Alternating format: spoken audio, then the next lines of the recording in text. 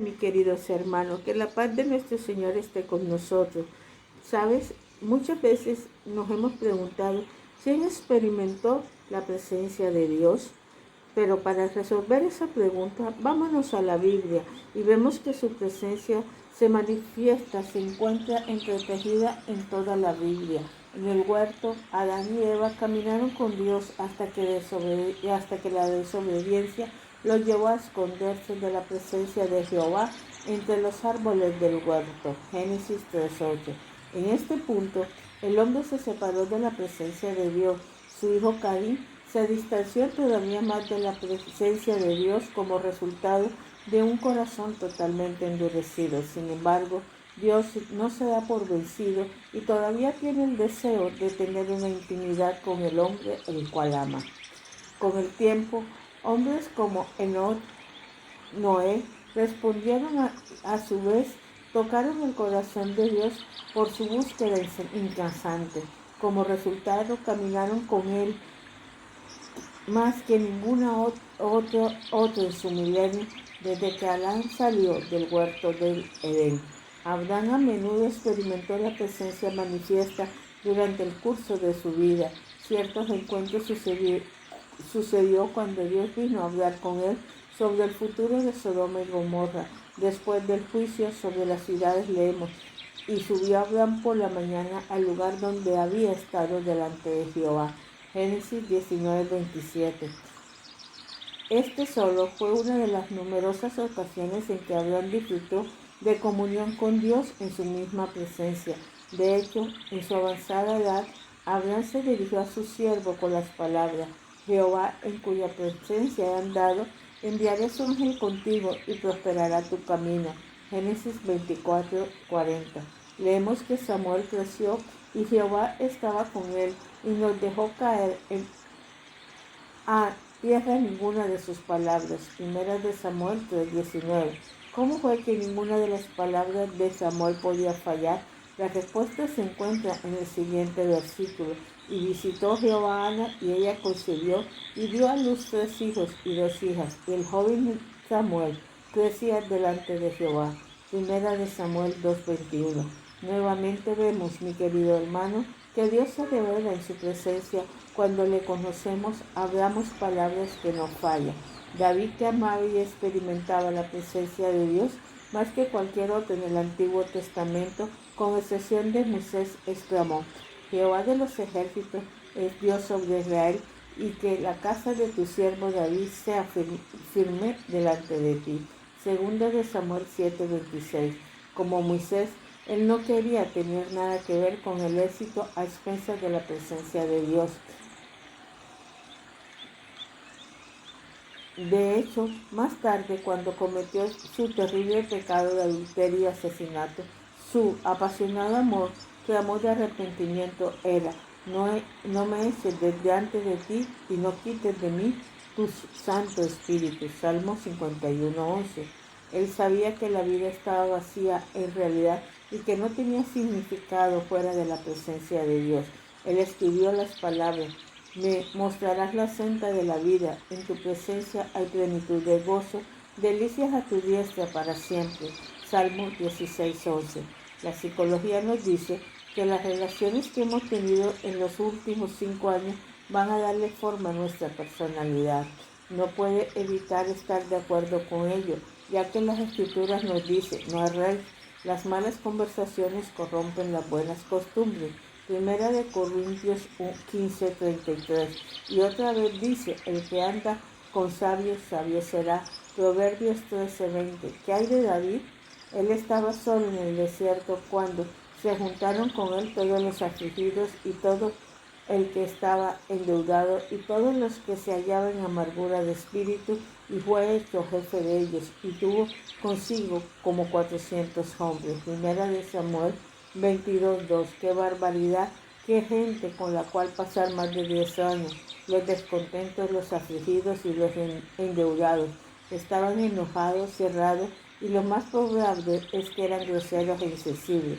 ¿Moldeado ello la personalidad de David? No. ¿Por qué? Porque David pasaba tanto tiempo en la presencia de Dios que mantuvo su parte real y como consecuencia lo forjó en grandes líderes de renombre para muchas generaciones. Uno de los pasajes favoritos es la respuesta de David a la gran invitación de Dios y escribió Salmo 27:8. Mi corazón ha dicho de ti, busca mi rostro, tu rostro buscaré, oh Jehová. Esa es su vida, pasaba tanto tiempo en la presencia de Dios que no solo influyó a 400 hombres enojones, sino que impactó a toda una nación. Él era la persona de influencia porque pasaba tiempo con la fuente de toda sabiduría, conocimiento y entendimiento. No obstante, David no lo hacía pasar para obtener la sabiduría de Dios, reservaba porque lo anhelaba en su corazón. Lo amaba más que a cualquier otra cosa, y la razón es porque había pasado mucho tiempo con él. Si solo el hijo de David, Salomón, hubiera heredado el deseo ardiente, él vio el Dios de Israel 2 veces y pidió mayor sabiduría que la de todos los que le habían precedido o le fueran a suceder. Sin embargo, falló en darse cuenta de la importancia de permanecer en su presencia. Al final de sus días, cuando sus años habían sido consumidos, escribe el triste libro de Eclesiastés. Aunque poseyó sabiduría, riquezas incontables, las mujeres más hermosas de la tierra, así como la fama e influencia a lo largo y a lo ancho de toda la tierra, pudo exclamar: vanidad de vanidad. Si hubiera tenido un corazón de su padre, el rey David, la historia de Israel hubiera sido bastante diferente. De hecho, muchas de las historias bíblicas serían distintas si varios individuos hubieran conocido la importancia de procurar la presencia de Dios. Trágicamente, un gran número de ellos experimentó un grado de su presencia, pero de alguna manera fallaron en darse cuenta de qué era lo que había pasado. Permanecieron ignorantes al hecho de que en la presencia de Dios hay satisfacción perdurable y que la longevidad solo se encuentra en la búsqueda continua de Dios. Uno de los hombres fue un descendiente distante de David llamado Usías. Buscó a Dios en sus primeros años y como resultado experimentó un gran éxito, pero luego olvidó el origen de su éxito. En su orgullo ya no buscó al Señor y como resultado murió en aislamiento como leproso. Segunda de Crónicas 26.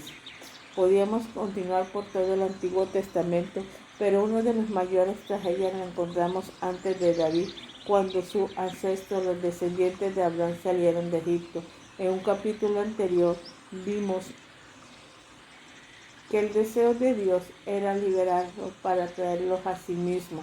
Él quería acercarse para manifestar su presencia, pero como leemos con tristeza, entonces el pueblo estuvo a lo lejos y Moisés se acercó a la oscuridad en la cual estaba Dios. Éxodo 20:21. Qué trágico, el Señor se revela y ellos se alejan. Solo Moisés tuvo la pasión de perseverar y acercarse. Como consecuencia de su respuesta, Dios tuvo que formar un sacerdocio que pudiera estar delante de él a favor de su pueblo. Se erigía un tabernáculo con el fin de que la presencia velada de Dios habitara entre ellos. Después de construir cuidadosamente, siguiendo las especificaciones de Dios, finalmente fue elegido y podemos leer en Éxodo 40, 34, 35. Entonces una nube cubrió el tabernáculo de reunión y la gloria de Jehová llenó el tabernáculo. Y no podía Moisés estar en el tabernáculo de reunión porque la nube estaba sobre él y la gloria de Jehová lo llenaba. En esta coyuntura debemos tomar un paso a un lado y hablar de los diferentes grados de la presencia de Dios. Obsérvate la palabra gloria de Jehová en los versículos anteriores.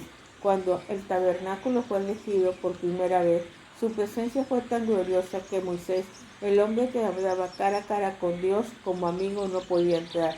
Puedes imaginarte la intensidad de su majestuosidad, una presencia a la vez maravillosa y terrible en ese momento.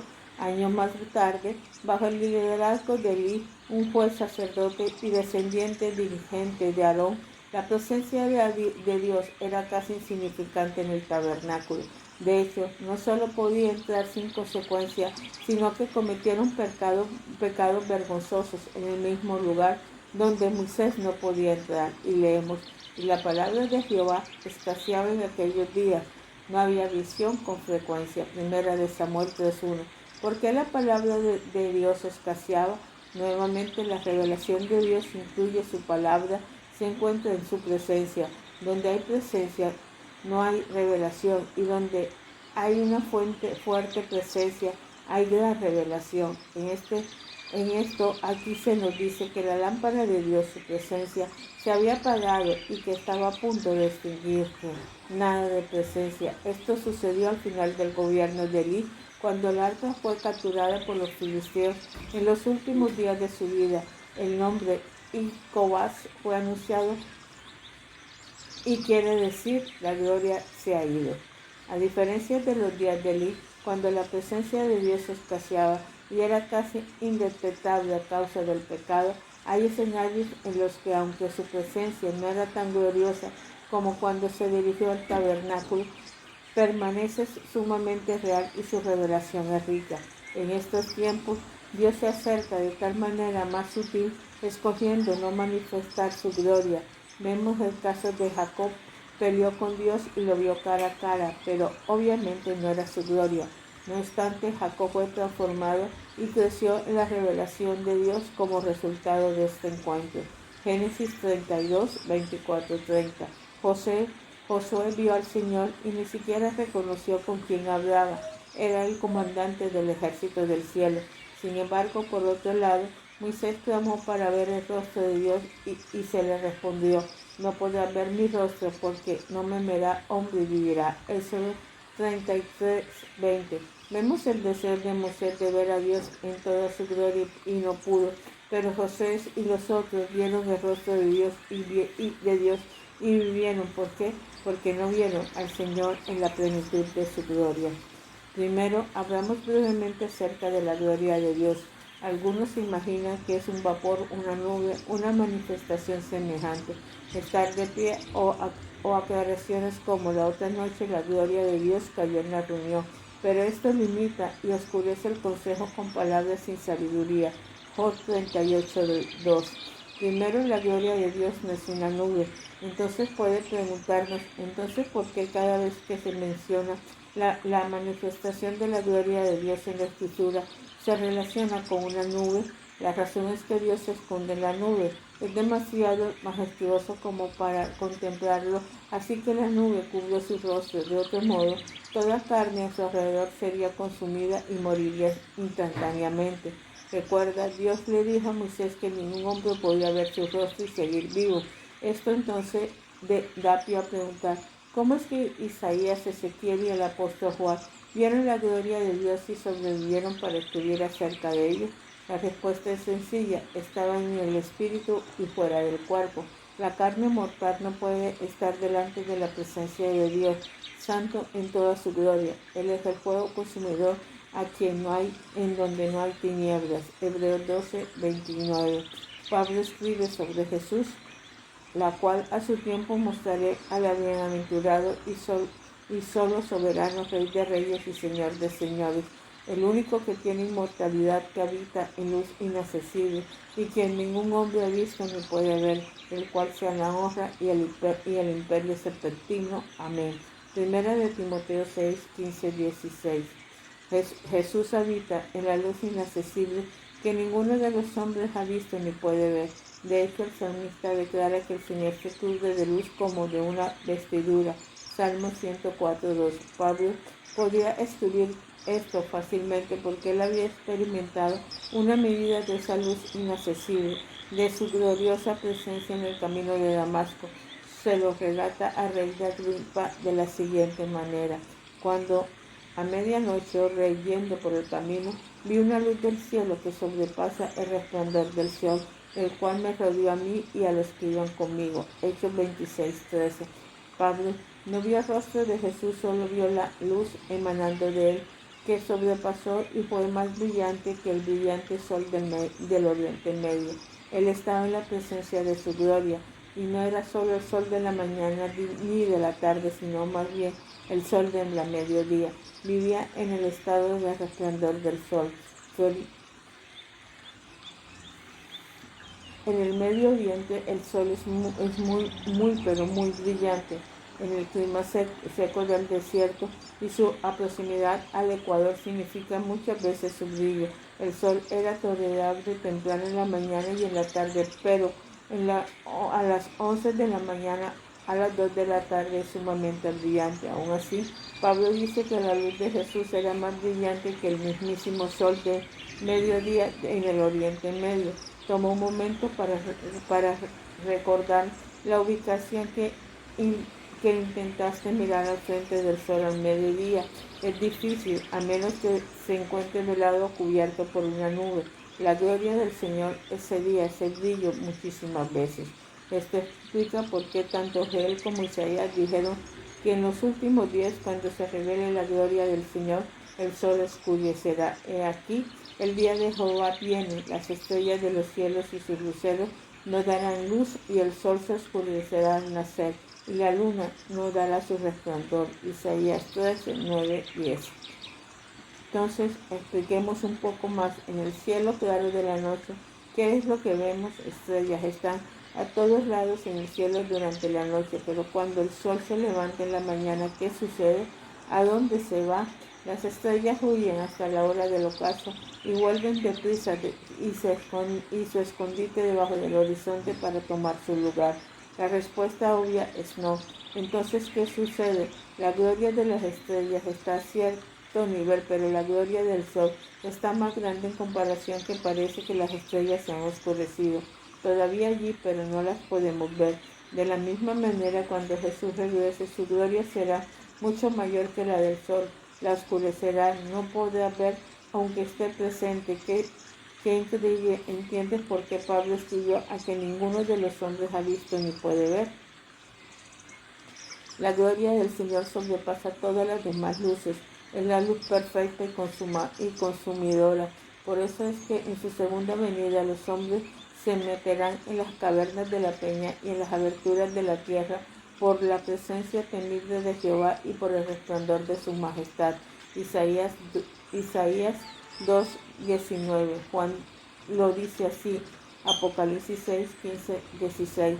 A los reyes de la tierra y las grandes naciones, los ríos, los capitanes, los poderosos y todo siervo y todo libre, se esconderán en las cuevas y en las peñas de los montes, y dirán a los montes y a la peña: caer sobre nosotros y escondernos del rostro de aquel que está sentado sobre el trono y de la ira del Cordero. ¿Qué es la gloria de Dios? ¿Qué es la gloria de Dios?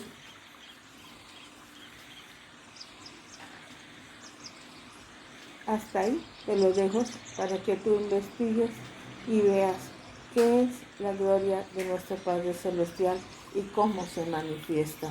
Entonces ya puedes ver y puedes entender que Dios se revela a muchísimas personas, que lo único que debes hacer es buscar su rostro para estar siempre en su presencia. Padre Celestial, en nombre de nuestro Señor Jesucristo venimos ante ti. Te pedimos, Dios eterno, que nunca escondas tu rostro de nosotros, que nos ayudes, Padre Celestial, a buscarte, que nos ayudes, Padre Celestial, Señor, a orar y a estar siempre en tu presencia. Mi alma te alaba y te glorifica, Señor, por todo lo que tú haces. Que tu amor y tu misericordia siempre nos acompañe, siempre sea la luz, Padre Celestial, que ilumine nuestra vida. Te alabamos y te glorificamos porque tú eres un Dios bueno, misericordioso, Señor, que nos ama y que nos guía. Te damos gracias, Padre Celestial, por todo lo que haces por nosotros. Que tu amor y tu presencia, Señor, nunca nos deje y siempre, Padre Celestial, nos acompañe. Amén y amén. Dios te bendiga, mi hermano.